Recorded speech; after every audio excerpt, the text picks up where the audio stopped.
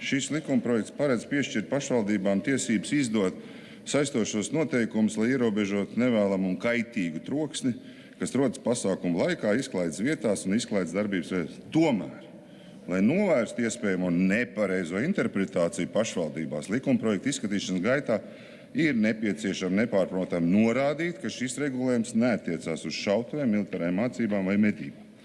Mans priekšlikums paredz noteikt pašvaldību saistošiem noteikumiem izņēmumu regulēt radīto troksni šautuvēs, medībās un militārajās mācībās. Ir skaidrs, ka šīs nozares regulē arī attiecīgi hierarhiskie augstākās juridiskās spēka normatīvie akti. Ministru kabineta noteikumi attiecībā uz šautuviem un likuma attiecībā uz bruņoto spēku darbībām. Tomēr attiecībā uz medībām šāda trokšņa ierobežojuma nav. Attiecībā uz šautuvēm strīdi ar pašvaldībām, diemžēl, mēdz būt, kaut gan vajadzības ir vienādas. Droša un noturīga sabiedrība.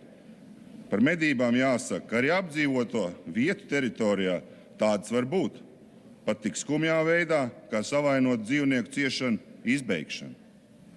Nemaz nerunājot par šautuvēm, kuras nevis ir jāapkaro, bet kurām ir jābūt katras pašvaldības teritorijā.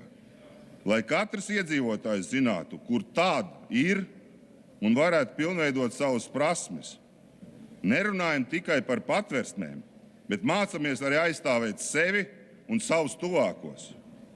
Paldies, ka mans priekšlikums ir sadzirdēts un atbalstīts komisijas redakcijā. Tas tiešām ir ļoti nepieciešams, ka tiek novērsts neviendabīgas interpretācijas iespējas, un medības un šautuvs ir tie izņēmumi, kurus pašvaldība nemēģinās uzskatīt par izklaides trokšņiem. Paldies!